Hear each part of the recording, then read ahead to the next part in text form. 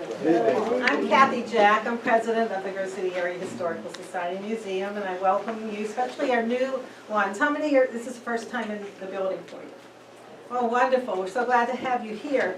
If you have time, you know, we not only you got to see our new veterans room, but we have 3 floors of Grove City history here. And we'd just love you to browse around and take a look at what we have here. This is our 25th anniversary this year. And so we've had special things scheduled throughout the year. And tonight, you know, being special to have Joel here, you know, you know, he has such expertise in all the military, all the different wars and so on. And Dick and Judy Welton, who manage the military room, are here and going to speak to you. We do not charge for any of our programs. We welcome, that's our way of welcoming people through our doors to get them in the building and see what we have here. We have so many people in town who come in and say, I have no idea that you had all this in here in this building. So, you know, we don't charge, but we do graciously accept donations. And there's a donation box out here. And we still even are having a $25 for 25 years raffle that's going to be, it'll be drawn in December at our holiday open house. And you can win an original painting by one of our local artists, a chance at that. And it also helps us with the expenses in this building because, as we all know, old buildings require a lot of care. We just finally got our new roof on thanks to everybody's donations, but now we have to move on to other projects that need taken care of in the building. So we do welcome any kind of donation you can leave for us. That box is right out there, the door, and I think we even have some forms that you can sign up for the raffle and, you know, make a donation. So with that, who comes next? Becky? Dick and Judy. The Weltons, okay. I want to introduce Dick and Judy Welton. They're going to say a few words to Dick. Dick, okay? Well, first of all, let me say that both Judy and I are proud to represent the military room. And since I have notes in front of me, I'm about a 2-minute, which will make you very happy. But Mr. Bigley, thank you for coming tonight. It's an extensive presentation you have, and everyone's interested, I know. I want to first thank both Becky Sofer, and she's sitting out in the hall, she's hiding, and Barbara Frankenberger. They have been extensive workers up in the military room. And most of what you see up there, and I'm not going to be shy, it probably comes from them. They've worked very, very hard. Secondly, you'll also see what I call a fallen man display. It'll be, you've seen during wars when a soldier was killed, they go ahead and put the rifle in the ground and the hat. Well, Brian Frisk, he's from the number 5 mine, American Legion. He's the American Legion commander at number 5 mine, number 5 American Legion. And Brian has took this on about a month ago and has done extensive work on it, and we really appreciate it. I also must say that the room itself has been outfitted to represent all the branches. And if there's something up there that we're missing, I'm sure we'll find it and get it there. But and we'll find room for it somehow, right, Becky? So I think that's been a very important point that we've been trying to make. And last, before I shut it down for the evening, I want to go ahead and say thank you to all those who have served. It's a tremendous commitment. Not only to you, but to your mother and father, and to your spouses. It's an extent. Some people never come back, and we need to appreciate that. So thank you very much. Come upstairs and visit, 2nd floor. Yeah. The Grove City military history is long and deep, and it started back in the late 1800s with a group of men that became known as Company M, which Joel is going to speak about pretty extensively tonight. We move on from there to the Drennan brothers, who were part of that for World War I, and all of this is upstairs if you go up there. They sailed Company M, which was mainly Grove City. They sailed from here in Grove City, actually out in some port, on May 7, 1918 to Liverpool, England, and in 2 weeks they were on the front lines in France. So those boys fought long and hard. In 1939, Grove City was chosen by the Civilian Aeronautics Authority Cooperating School for Civilian Pilot Training. And that was a cooperative program between Grove City College and the airport here in town. That was back in '39, and they were the students of the 8th Detachment, and there were 486 students that went through that school. In World War II, the Defense Department assigned servicemen to Grove City College to study what? Do you remember? Japanese? No, they weren't studying, they maybe did study language, they were studying radar. They were being taught radar at Grove City College. There were 40 to 50 men who came every month and stayed for 3 months. They arrived on the Baltimore and Lake Erie Railroad up here at the railroad station, and the last group shipped out in 1945. Camp Reynolds was active at that time. This was up in the Shenango area. It was a World War II Army camp. It was a replacement camp, and also it was a prisoner of war camp, and went on for some time. We've got great information about Camp Reynolds upstairs. Some of our other treasures that we have that you might not look at. We've got a lot of stuff on the walls that we hope you'll take time to look at, but there's also a bookshelf that has some things. This is from the armory when the soldiers would come through and there'd be something going on over there, and it would be a USO type event. And they would sign in, and quite often they had a little something to say, like, "Where are all the girls?" is one of their favorite comments. One of our treasures is having this.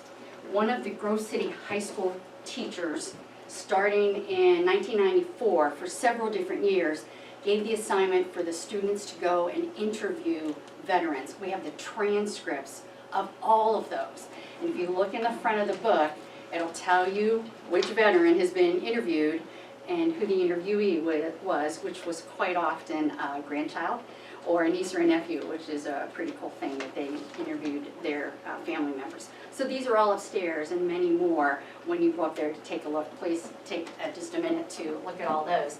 So Joel and I met several months ago, probably a year ago now. We were working upstairs a little bit briefly, and we needed somebody to tell us what all these patches meant on these uniforms and which ones were ones that we should really hold on to. And so we called Joel and was pretty amazed with the amount of information that he was able to give us. So, Joel, company out. Thank you, Becky. Yeah. This evening, since we have a lot of veterans from town that represented a lot of the wars, I thought tonight, being close to Veterans Day, we'd look at World War I, since Veterans Day was originally Armistice Day at the end of the First War. So I was going to talk about the Company M Grove City unit that was part of the 112th Infantry Regiment of the 28th Division. Before we shut the lights off, for John to be able to do video, and you'll be able to see the slide. This picture is of the Company M, and afterwards you'll have time to look at this.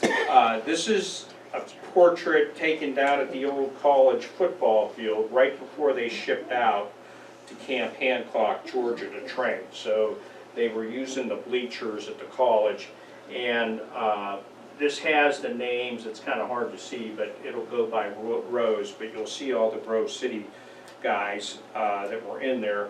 And then I also brought down some of the photo albums my oldest brother Jim and I, when we started this project with Miss Jean McCoy, whose father is Fred McCoy, who commanded the unit in World War I. If it wasn't for her help and our cooperation with her back when I was 14 and 15 years old in the late 70s, early 80s, she helped us get in contact with a lot of the survivors that were left at that time of the company and their wives and widows. So we have a pretty good, some of the men are identified, and but take a time to look and look over here. I brought some stuff over. In the center would be Fred McCoy, who was the captain of the unit.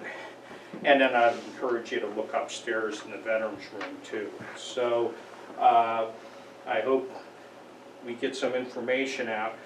Kathy Kohler's book, I don't know if you guys had a chance. Kathy did a really good as they march through time. She did a really good book here on when it started out, the Grove City kind of National Guard fellas. They started out in the 1871 as like the North Liberty Guards, and she did a very good compilation of running it up through Company M to the 1919 period.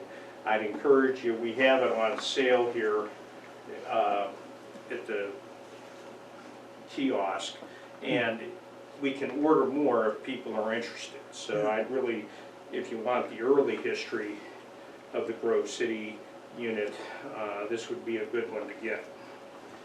With that, I'd like to thank my help tonight, Mr. Josh Bell. He helped me put this presentation together and is going to run the machine for me. And Mr. Horn is going to be videographing it. So how do we at least get these? Right behind the door there, Joel. I'll bet.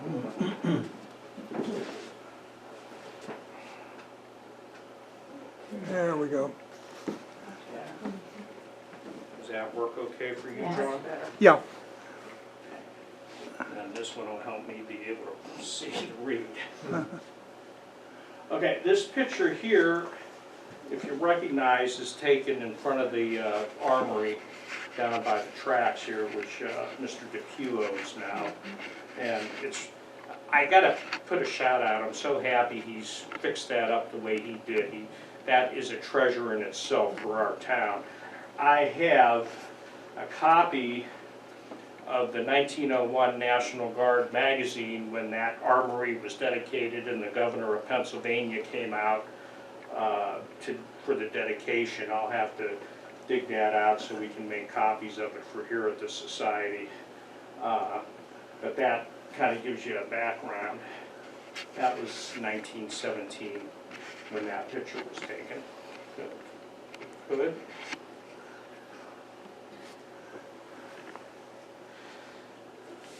Starting with the recruitment,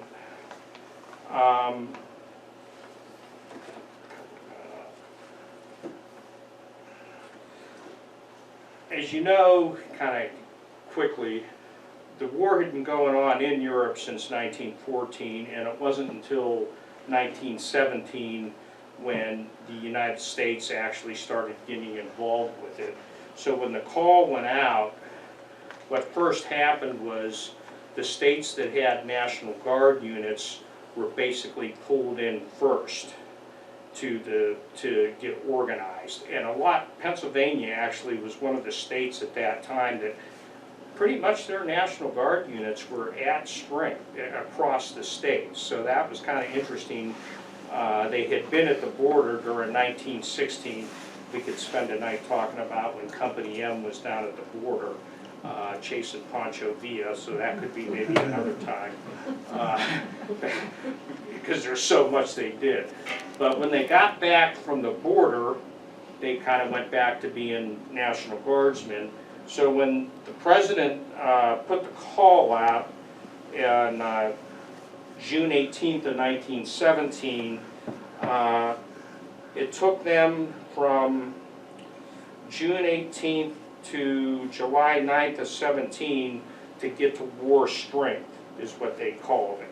So that'd be for the regiment, the 16th regiment at that point, it would have been 56 officers and 2,002 men.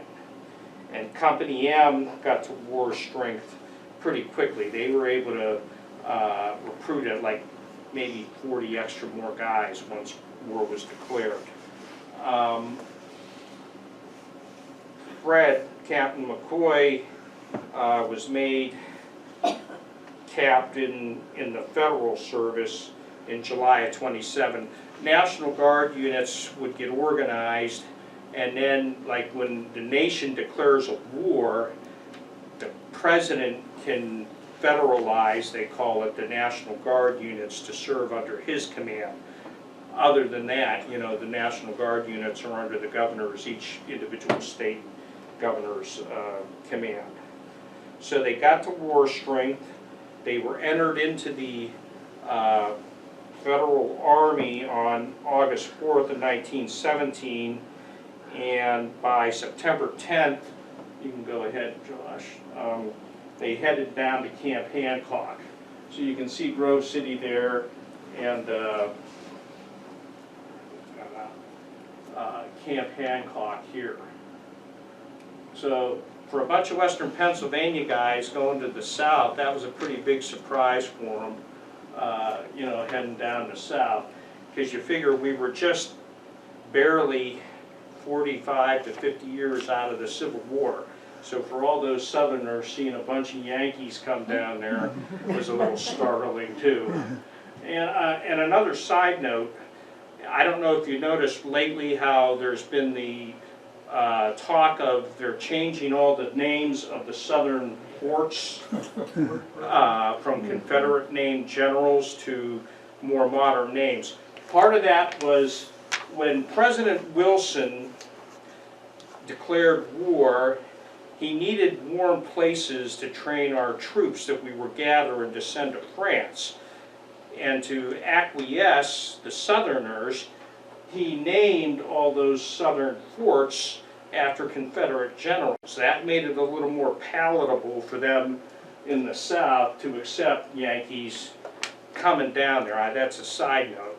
Now that lasted 100 years until now they're getting changed back. I think Fort Benning got changed after Hal Moore, the Vietnam general, and that. So that was a side note there. Now once they got to camp, this is camp life, this is some of the fellas. That picture is in the album over here. Some of these are identified, some of them my brother and I, working with the wives at the time, they couldn't really remember some of the fellas. But this is down at camp. They had to kind of build, this. I know this is Reed Hanna here. You can hold that one a minute, Josh. But they had to build the camp kind of too. So when they got down there, it wasn't just, oh, this is ready for us. They had to pull stumps, they had to clear out the fields to set up their tents and all that kind of stuff. They were down there 34 weeks, if you can imagine. So part of that time was they basically had to build a camp. Now they got to go into town and everything. It was near Augusta, Georgia. So the townsfolk were pretty good to them. But it was a lot of work. And once they kind of got the camp built is when they started bringing British officers over to help start training the guys in like the bayonet thing. Reed Hanna here, he's an interesting story.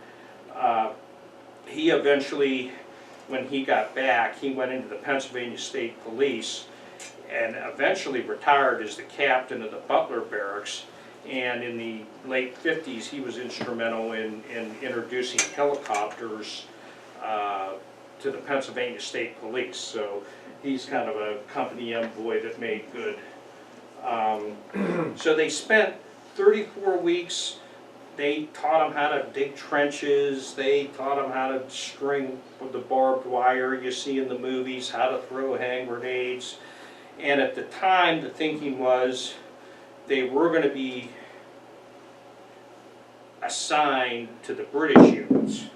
So that's why they had all of that training with the Brits. British, sorry, I'm not sure if you can say Brits or not. So, and you'll have to forgive my French pronunciation too once we get over there. Unless anyone knows French. I took 3 years for Mrs. Christie, a German, if anyone remembers Mrs. Christie back in the day. So let's see, what do we have next, Josh? So after the 34 weeks of training down at Camp Hancock, it was decided they were ready to ship over, as Becky mentioned earlier. And so they went from Camp Hancock to Camp Upton, New York. So they went from Camp Hancock up here to Upton, New York, because it was close to the New York ports by the city. And They were at Camp Upton from April 26th of 18 to April 30th of 18. They weren't up there very long. They just had enough time to detrain, grab all their stuff, and then kind of keep it in a pile until they moved them over to, yeah, this is a picture of up at Camp, this is Fred McCoy here. This is up at Camp Upton, and I believe the fella here is Bill Smith. He's one of the local Company M lieutenants here. So they just kind of kept all their stuff together until they were told when to move to the pier at the port to get on board ship. So that was pretty uneventful.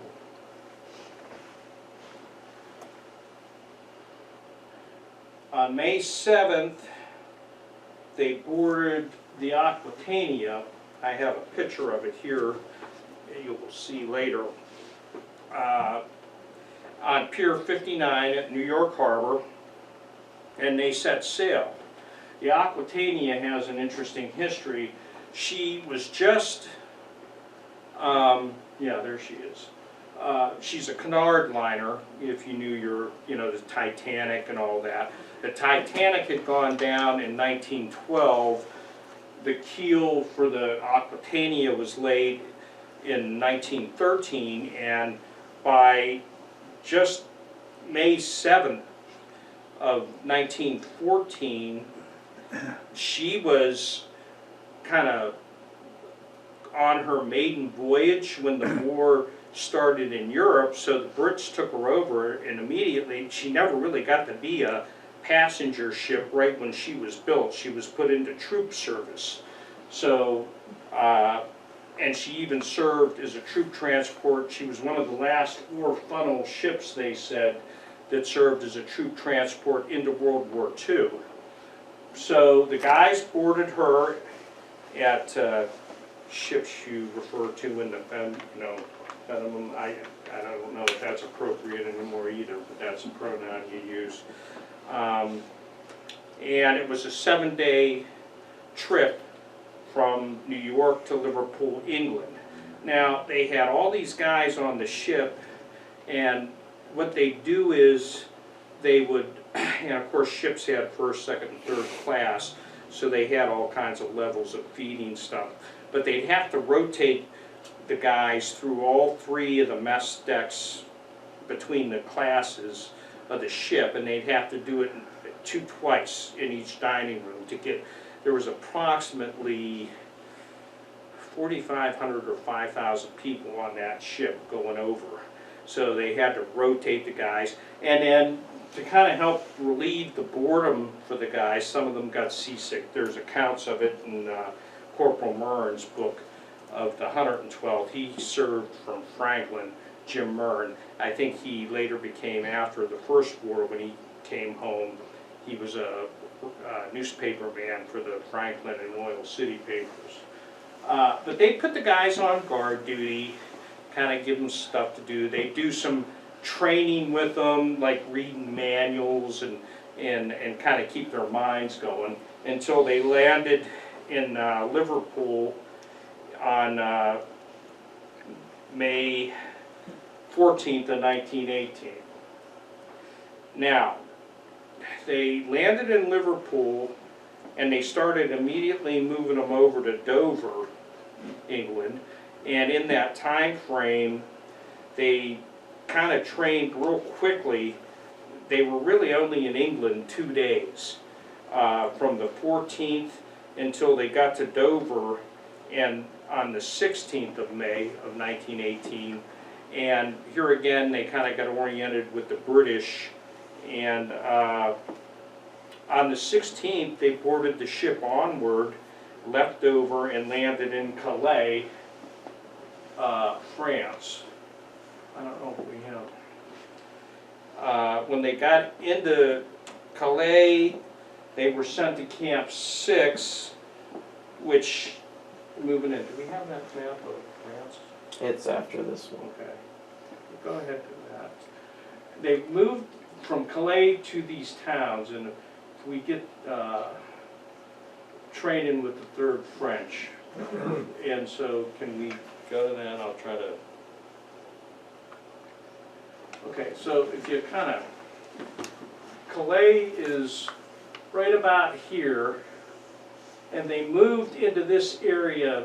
This is east of Paris. Now, most of their battles are going to be in here, and it's kind of hard to see. And a lot of these, everyone knows the main rivers, the Battle of the Marne, and we'll talk about that, the Ozon, Azine, and those rivers. A lot of these littler rivers, like where the Company M guys were, it's kind of hard to find on the map. But to give you a general idea, they went from Calais to this area here. This is Belgium and Germany and Luxembourg and that. But they're right in this area is where most of their fighting was taking place. Chateau Thierry, Meuse-Argonne, all those campaigns for Company M were right in this area from Calais to Paris to right about in here. Sorry, you can't see that as close. So they were training with the 3rd French, because then it was decided, well, maybe we'll assign them to the French troops. So they had to trade their British guns in. They were given 303s, and then they were given American P-17 Eddystone rifles, and then they didn't know what to do with them, but they were trained, you know, they gave them French guns. Because at that time, I don't know if anyone knows more broadly, General Pershing was determined to have the American forces fight as an independent unit. The British and the French were determined to have our guys either fight with one or the other, because they felt, since we were the new people on the block, you know, they were the old imperial powers, that they knew better. Of course, they had been stuck from 1914 at this point till 1917, pretty much in trench warfare. So they were training with the 3rd French, and then by June 30th, they were right around Chateau Thierry. And then this is when things started getting into the combat kind of stuff.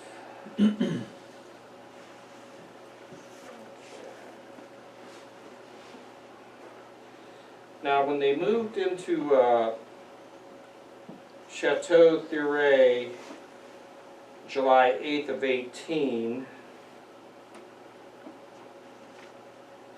they were held in reserve with the 156th French unit. Now, when they were fighting around this area, Vaughn McGill, one of the Company M guys, was one of the first casualties from town here. I don't know if we have the map of France up. We can maybe, that's kind of an outline of the battles. But so they're here again, the Chateau, all right, Paris. They're in this Chateau Thierry area fighting.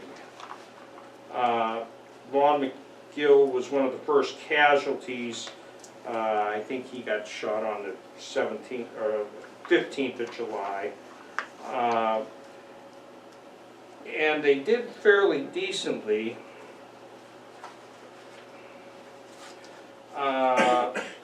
They had 10 officers and 11 men get wounded during that time frame. So they did. And these battles were kind of quick little deals, because they were like in little wooded areas, and you know, you'd run over, take a German trench, then you'd run back and they'd try to counteroffensive, but then we'd eventually just push them out of the trench line and then just kind of hold it. And then it was decided, okay, well, we did that here, now there's another now there's another area we gotta send them, so they took them down then to the Champagne Morn by the 15th. So from July 8th to July 14th, they were in what was called that Chateau Thierry battle, and then, okay, it's over. We need you down now to the Champagne Morn area on the 15th. So they're just kind of jumping our guys around all these little battles because they're filling slots, if that makes sense. At Champagne Morn,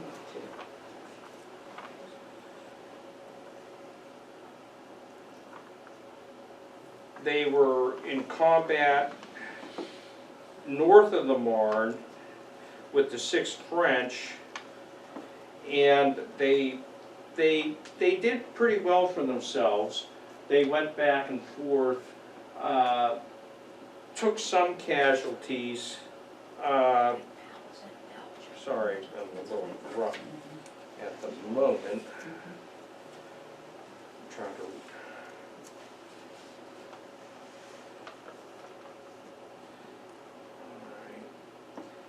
And they were there for 3 days. So they threw them in a battle for 3 days, get some guys hit, and then move them on to, by the 18th, they were at the Onze-Marne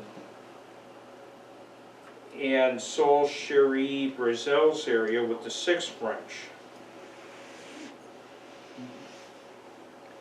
And that's where Major Smathers was gassed. Now, yeah, this is some pictures in France here of the guys. Gas, you know, was introduced by the Germans, and there was the 3 kinds of gas that they had, you know, chlorine, phosgene, and mustard, everyone, because it was yellow. It was pretty nasty stuff. It had a different sound, and when we interviewed some of the surviving men, you know, regular artillery would come over and hit and explode. The gas shells would come over and kind of thud and then break open. Now, when our guys were first exposed to this, and they were training with the French and that, you know, squad leaders had what were called regular, like police whistles. But what the French and the British did is start giving our guys these gas whistles so they knew when to throw their mass on through the trenches. It sounded like this, excuse me. And when you heard that, you knew to start getting your mask on real quick. I had the interviewed Lester Ray Patterson lived down here at the corner of Gilmore and Edgewood. He had been gassed like a lot of the guys were, and he related when we were interviewing him at that time, he was still on oxygen, but it just totally affected his life from, you know, an 18-year-old guy in 1917 until that was early 1980 when I was interviewing him before he passed. It was really bad stuff. You could get different levels of exposure to it, like Major Smathers, he was okay, but it still had lingering effects. That's kind of why it got outlawed, just to the most extent during World War II. But the gas and the machine gunning and all that kind of stuff, just a brutal thing to go through. And then, so that was in the Aisne-Marne campaign. That was July 18th to August 6th. And they really didn't pull these guys out of the line much. They just kind of marched them here, wherever they thought the Germans were going to hit. They'd march them to towns like I said, Sault Chéry, Brazil's, and then by the 26th of July, They were down by the North Marne River, getting ready to move into the Argonne Meuse battle, which is where kind of Company M's bigger battle was near this town called Thiem and Bismet along the Vale River.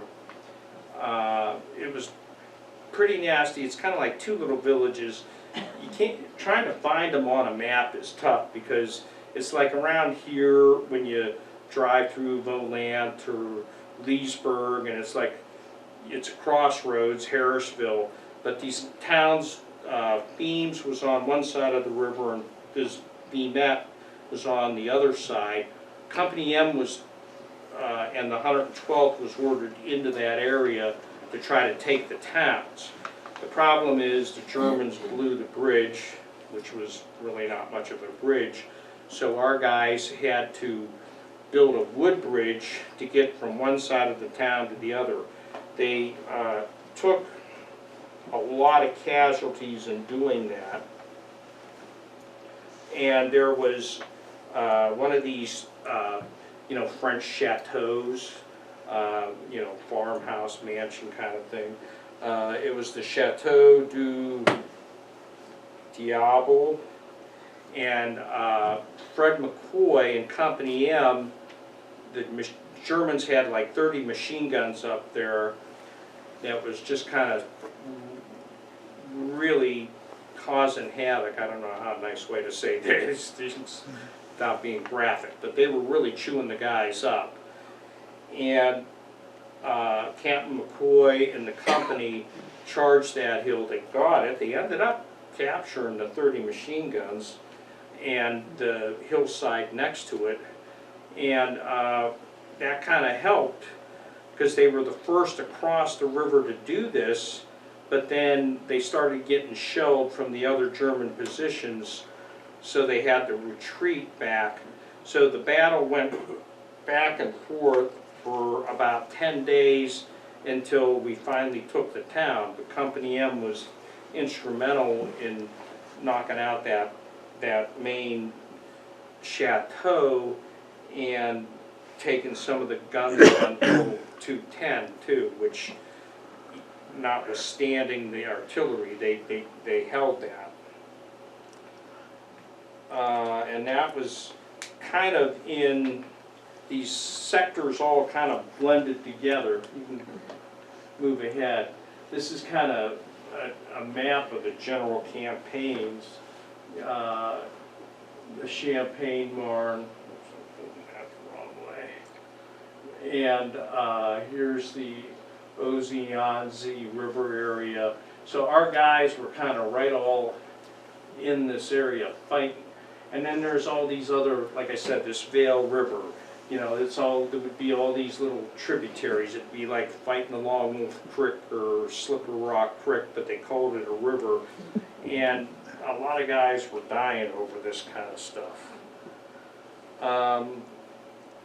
When Thiemes and Bismet were finally taken, oh, this is another good couple shots of the guys in France.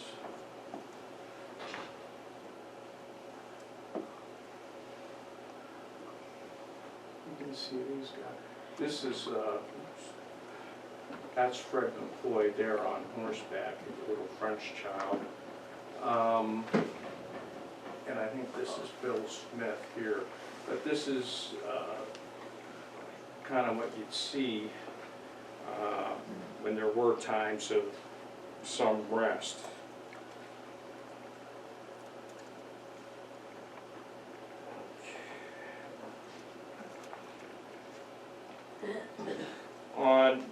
During this battle of Thiemes and Bismet, on August 11th, the Germans kind of got lucky and they lobbed a artillery shell over and hit one of our ammo dumps.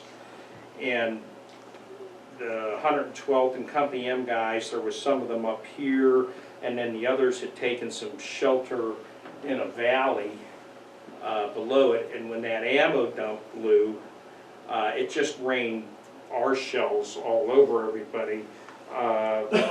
They lost 14 guys killed in that, just from the Germans getting lucky and hitting that ammo dump. That was pretty heavy casualties. 60 were wounded in that. It was pretty ghastly talking to some of the guys that survived that. By the 17th, we had taken the towns,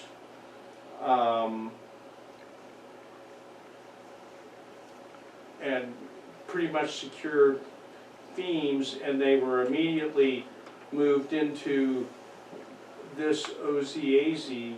These are rivers. And from A to 18 to 9 to 17, and this stuff, like I said, is just kind of like right next to each other. They just like fight them here and then they'd march them down. Another thing you have to realize, you know, this was not a lot of motor carriages or things like that. So the guys would be marching a lot of the time. Their supplies and everything were still horse-drawn. So the guys would be put on these marches through these towns. Their supply wagons would be stuck at the back of the columns, so they'd have to go into these French villages and kind of scrounge for food. Jim Murn in his book relates marching one time. They went into a French town and they kind of had a little store there like we would have, and the guys basically were grabbing so much food that the French ladies were saying, no, fini, fini, you know, you're wiping us out. But their supplies were stuck at the back of the line, and these guys had been marching, they're hungry. You know, so on the whole, they did what they could do. It wasn't as easy as everyone thought. Now, here's another kind of where all this, it's not really a good map, but this is kind of how, in all this fighting area, the 112th would have been right around in here. And this represents, you know, the Germans and the Allies kind of just pushing through all these territories. And this kind of shows you how close, you know, they'd be fighting here and then move them down here to here, just in a matter of days. During the OZAZ campaign, August 18th to September 7th,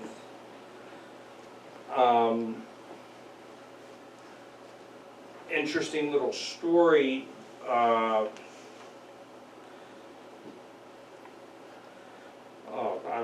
Let me work back real quick for the theme and Vismet battle. I apologize. During that battle, there were 41 killed, 168 wounded, 128 gassed, and 59 missing. It was an 80-hour battle during that Vismet battle across the Vale River. And when they got into the Argonne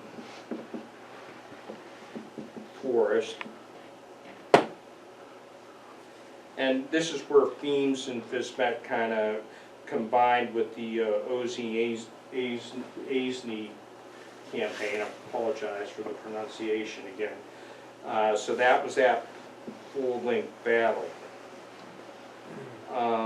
While there, on September 14th, this is interesting, it was a Saturday, these guys had been doing all this marching and all this fighting, and on September 14th, Jim Murn wrote a little script about it. They had finally gotten their 3 months' pay. They got paid for May, June, and July.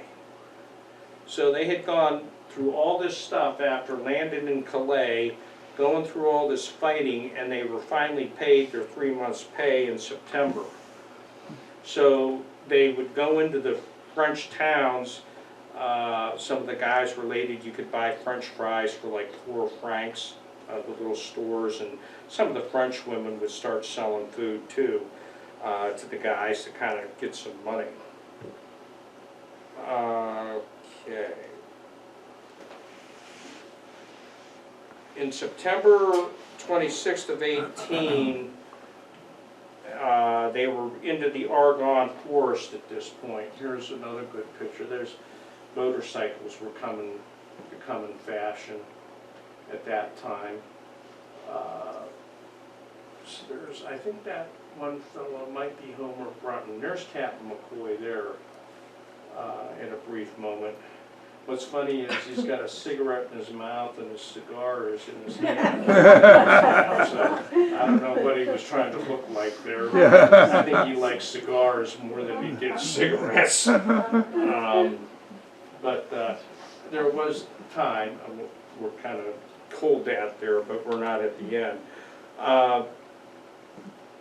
In the Argonne, the Meuse Argonne, is another pretty heavy battle area. This was from September 26th of 18 to October 10th of 18. And during this time frame, Company M's guys, Frank Fleming, Lieutenant Frank Fleming, they were on patrol and they come up upon German trench line. So Lieutenant Fleming and his guys jumped in the trench line and caught a bunch of Germans one morning, lined up for breakfast, and they captured 40 prisoners just like that. The Germans didn't know what to do. Another patrol went out and captured 49 prisoners. Now they suffered losses too. Lieutenant Abel and McKelvey, they were Company M fellas, were killed during these little skirmishes. Near the end of the war,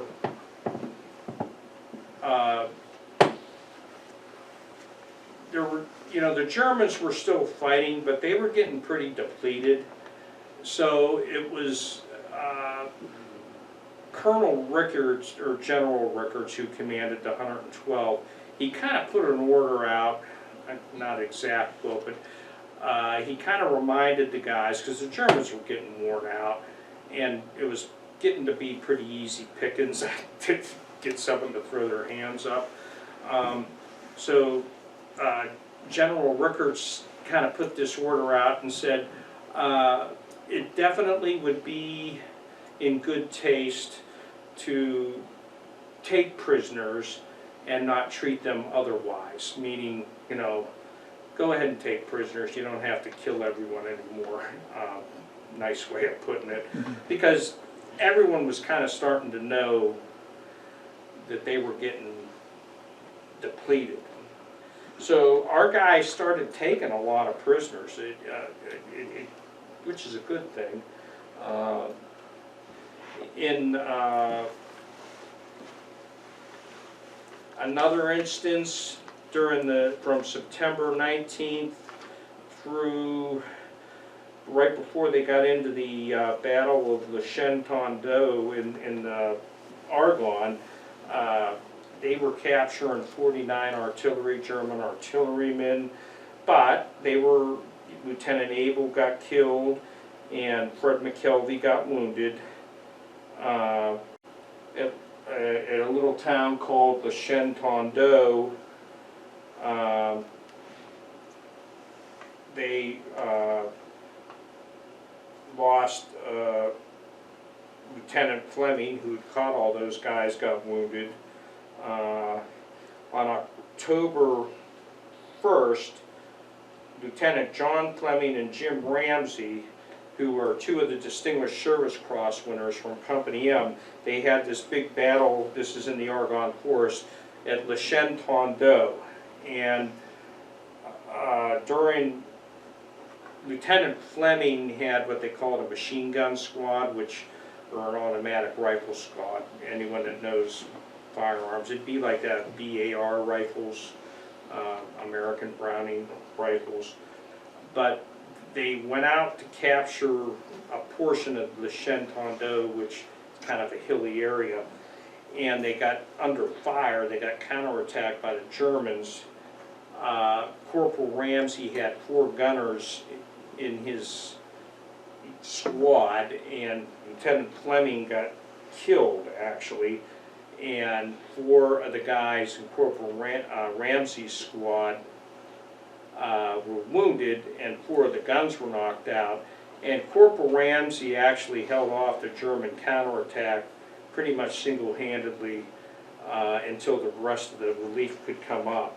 So for that action, he and Lieutenant Fleming were awarded the Distinguished Service Cross, which is in the military honor system. There's the Medal of Honor, and then the Distinguished Service Cross, and the Silver Star for combat awards, valorous awards. And that was right around up Vermont, and there was, the town is 8 Vermont, the hill My 244, great uncle. and it's like Chateau Chiré, so I don't know if that meant French. Well, I know like bocage and all that in French means woods and all that, but I don't know if coat, if a chateau means a building, but this Chateau Chiré is kind of like a little village too. So all that fighting occurred around there. The overall losses were 55 wounded and killed in that. You got wounded or eventually died of their wounds. So that's some of that. And then here again, basically, these really quick, intense, hot skirmishes at the Shenandoah and Hill 244. You get these guys fighting intensely, and then poof, it's done in like 4 days. I don't mean that, but you just think about how quick and nasty this stuff would be, and then all of a sudden they just like, all right, we're done here, and like the Germans would fall back and our guys would be holding it, and then it was like, well, what are the Germans going to do next? It was a matter of how much more oomph they were going to have to decide what they were going to do. So all of that previous fighting ended by the 16th of October, and they were moved into what's called the Thigh Court sector. And here they were going to start training them for capturing the town of Metz, which is up along the border of France and Luxembourg, I think. That was on that one map. But it's Metz, that was still a fortified city. And so the guys were taken out of the Shenandoah battle and moved down to Thigh Court, and they were starting to train for the capturing of Metz, the city of Metz. And during this time, here again, they'd still send out patrols. At one point, they got really lucky. They just brought in 260 prisoners. The Germans pretty much knew what was going on at that point, and our guys went out one morning on a patrol and came across them, and it was, okay, I think they figured we had better food than they did or something. So the order for Metz were coming, and they were training, and then all of a sudden on 11/11 it was announced that the armistice was going to be signed, and so all that training had stopped. And the accounts of Armistice Day from General Rickards and Reed Hanna and some of the last guys that were left that I got to interview were like, it was going to be the 11th hour, the 11th day of the 11th month. And so they pretty much stopped the hand-to-hand stuff. It was armistice, so no one's going to fight. but they didn't prohibit the artillery. And what was described by the guys those last half hour, 10:30 to 11, was just atrocious. It was estimated the Germans shot over 3,000 shells just alone in the 112th sector where they were. And of course our guys were answering back, so we were shooting just as much artillery back at them. And General Rickards relates in the 112th book, not only to Jim Murn, but in the 28th Division history, he said, I was watching and it was blowing up, everything was blowing up around, and the last German shell landed, he said, about 1 minute till 11 on our side, and he heard our last shell go over at the same time. So it was like that. Each side got one shot off 1 minute before 11 o'clock, and then it got silent. And that's where they were. Now, they were stuck then. Well, it was a good thing. I mean, the war was over. But then they were still left in France, and just kind of at that point moved around to the towns of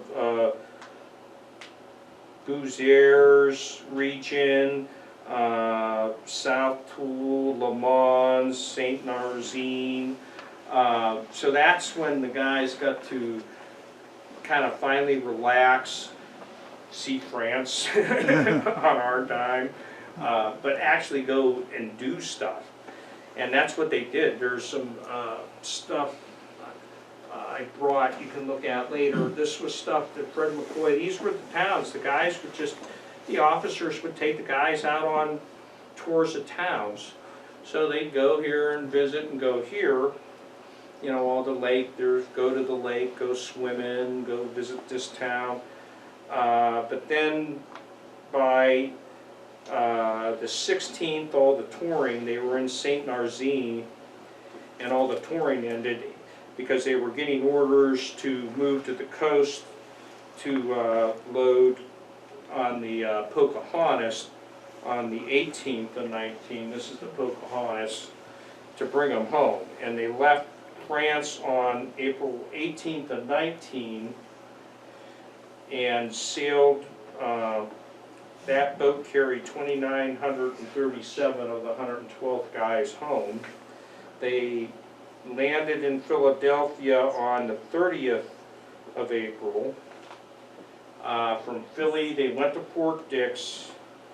They got mustered out at Fort Dix, and then the Company M guys came home. The 112th, they wanted to do the big parade, the 28th Division parade in Philadelphia, but it was decided by the officers that for like the 112th, the Company M guys and the guys from the western part of the state that hadn't been home in so long, they said, okay, you can skip the parade and just go home.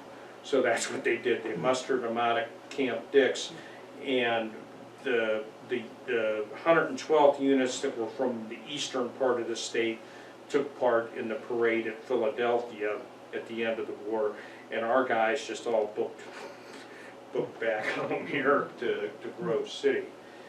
And in the end, the 112th Infantry sustained 2,152 casualties, 256 captured or missing, 80 killed, and 1,543 wounded. So that's kind of the 112. So this is the parade when the guys came home downtown here. And as I said, there's pictures in the album you can look at, and that's kind of pretty quick. I hope it was informative, but that's what the Company M guys did. And I appreciate your listening.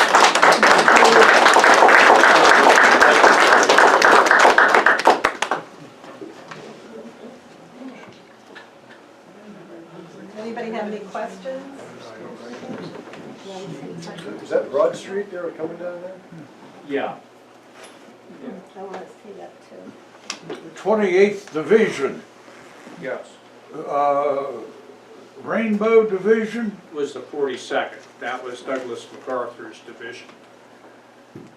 What In World War I, MacArthur was a darling of General Pershing. That's why he made general in World War I. And that's why all the guys were jealous. MacArthur, as you know, had the luxury. His father was a Medal of Honor winner in the Civil War. When MacArthur graduated from West Point, he had the family name. General Pershing took a liking to him and got him on his staff. And during World War I, Pershing made him brigadier of the 42nd Rainbow Division. That's how MacArthur started to get his rise. Yeah, MacArthur also dated one of General Pershing's former girlfriends. He married her. That was actually his wife. General Pershing had lost his family down at Fort Sam Houston in the early teens when he was stationed at Fort Sam. Pretty tragic story. They got into their new quarters and they had just varnished the old wooden floors in his housing. He was an officer at that time, General Pershing was, but his wife and children were in the new home and he was out on duty, and an oil lantern tipped over and all that fresh varnish caught on fire, killed his wife and children. That's kind of a sidelight story. But no, MacArthur was was one of General Pershing's darlings. That's why all the career guys into World War II were always kind of jealous of MacArthur too, because he had always had that lift from Pershing during the war and then the post-war years. You know, the 28th Division, the Pennsylvania Division, the Germans, That was what, Keystone? the Keystone, There you go. and they saw the patch. You know, the guys started putting these patches on after the war. The helmets, this was kind of done post-war so you could identify it. The patches came out during the war, and the Keystone became the 28th symbol. And the story goes, you know, especially after the Battle of Thebes and Fismet and the Shenandoah, where Company M and our guys were, the Germans would see that, and they started calling them the Bloody Buckets.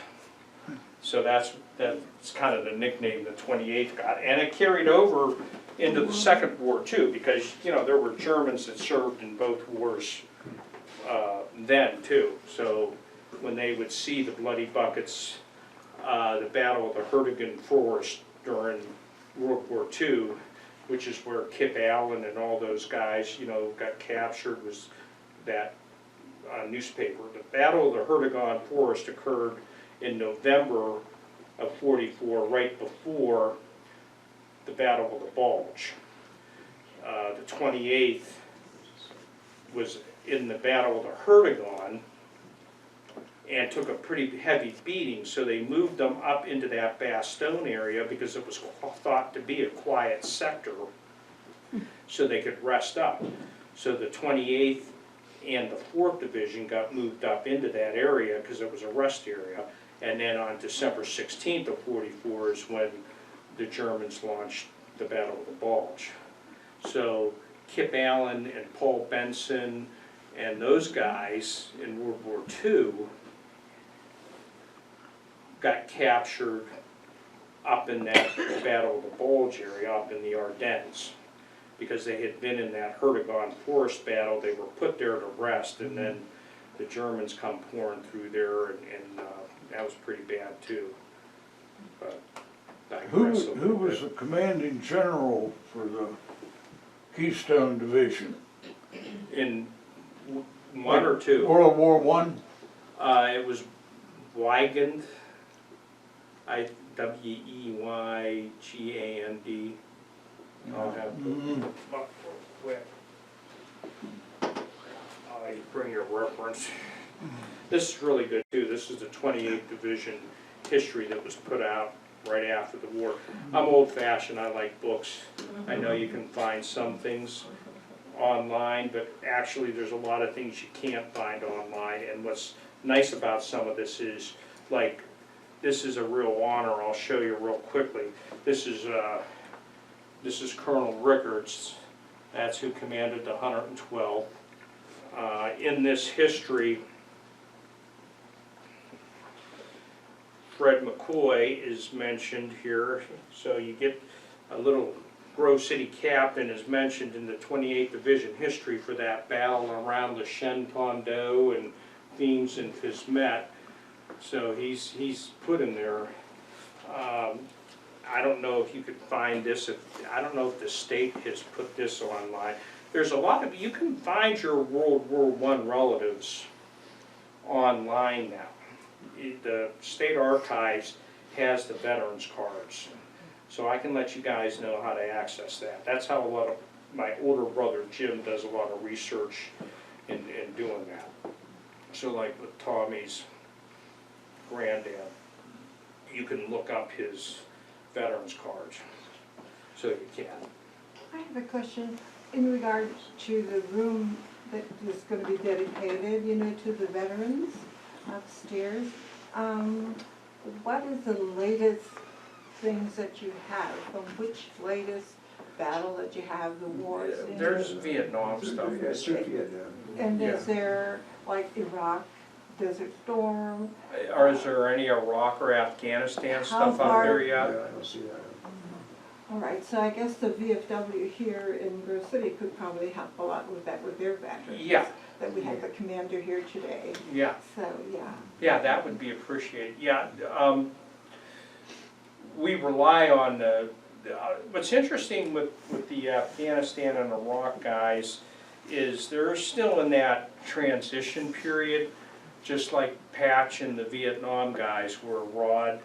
Because I know my nephew really isn't getting involved in a lot of stuff yet. He was in Afghanistan, but he lost some buddies actually after they came home due to the PTSD stuff and stuff.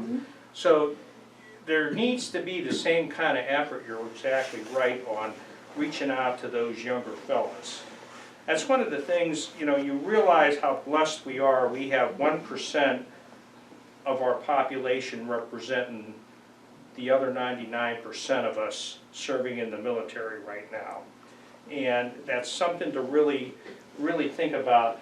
These guys, Jean McCoy related to me that when her dad came back, Fred, those guys truly thought fighting in World War I was the war to end all wars. And they actually believed that, because they were fighting tyranny and imperialism, they were fighting for democracy and all that kind of stuff. And then not 20 years later, the guys that served with Fred, their sons, you guys remember Joe and Gene and Bob Filer, you know, Joe Filer Automotive, their dad, Joe, served in Company M. And yet all those boys were right in World War II. The Drennans, the 5 Drennan brothers who served in, their sons all of a sudden were in World War II. It wasn't less than 20 years later. But these guys truly thought that they were fighting the end of war of all wars. And Fred McCoy was alive at that time.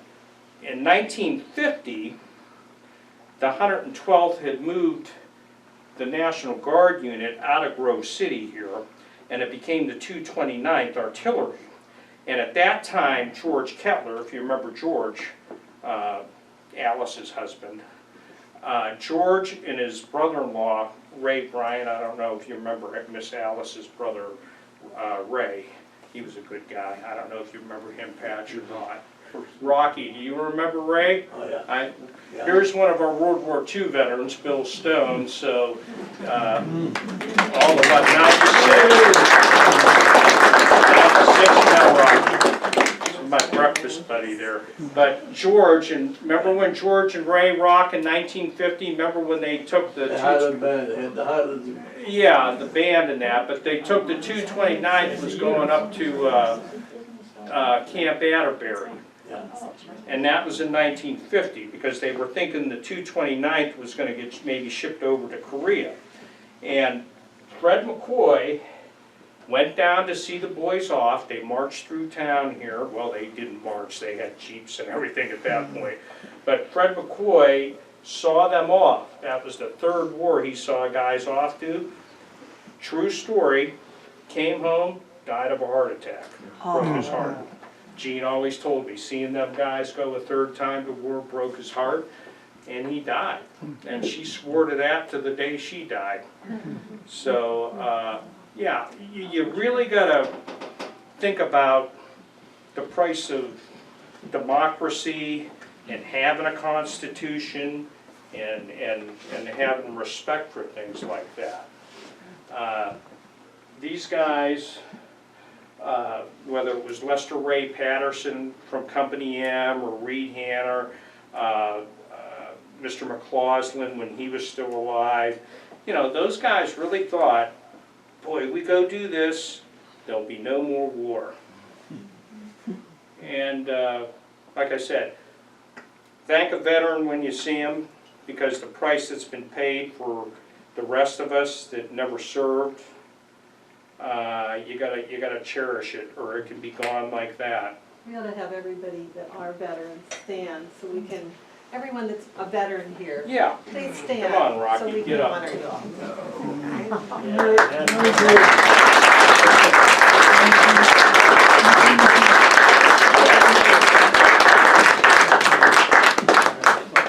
Okay. Joel, we appreciate what you have just said. Very thoughtful, Well, you know, A lot of research. good reminder. well, when you spent the time, as you know, my older brother Jim and I was blessed being 14 and 15 years old for Jean McCoy, letting my brother and I start helping her with these. I should have brought some of the pictures of the reunions, the last reunions we helped Jean throw for the guys and their wives. And I don't know if anyone, I know Rocky, you remember Elaine Pompa. Gene McCoy's school teacher. Yes, she was. English, oh, yeah. Yeah, she taught here in Grove City, and then she spent the last 15 years up in New York. She got 2 pensions. She worked that out well. And she went to New York because the New York pension was higher. So that's why she went up there the last, yeah. But Elaine Pompa would cook for us. Mrs. Who was it? Mrs. Beringer, I think, played the piano for us. We'd get out, I have some of the old song sheets, so we'd sing over there, and It's a Long, Long Trail, and Mrs. Beringer would play the piano, and my dad, you knew my dad, if anyone knew my father, he'd get up there with Gene and try to start singing those songs, and it was a lot of fun. But what was funny was Mrs. Beringer's fingers were so slow at that point that Dad and Gene would be like 4 bars ahead. But it was a good time. But no, and then the World War II guys we got to interview too. It just, freedom takes a terrible price. And you got to be thankful. And in this day and age right now, it's even more precious because of what's going on lately. So everyone needs to think of that. You start thinking about abolishing a constitution, and you've got a problem, in my view. I think we'll end with that. Maybe we'll have you back and you can take us to World War II next time. Yeah, well, we can do World War II, and well, and like I said, Company M. You know, when they were down at the border. Preceding the war, they were down at the border chasing Pancho Villa. And, you know, because remember Colombia, Mexico, the raid at Colombia, Mexico. So President Wilson ordered General Pershing to go down to the border and start chasing Pancho Villa and the banditos into Mexico. But he had to negotiate with Mexico to allow federal troops into Mexico.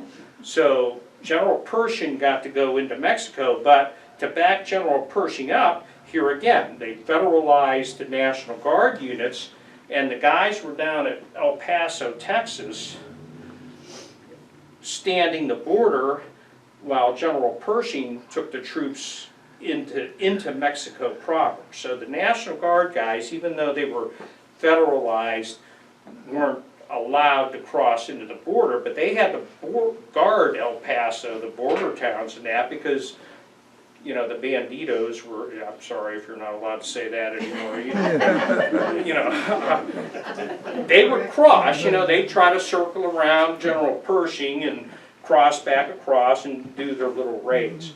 So, yeah, these guys had a lot of fun and a lot of stories, so. Well, thank you, Joel, It's good to and see you. please, be sure, we have refreshments out in the lobby, and please do take time to come up. A lot of work was put into that veterans room up there. Someone will be up to guide you, but it's up to the top of the stairs, make a right, another right, past the clothing room, and it's on the right-hand side. Thank you for everybody for coming. So you hear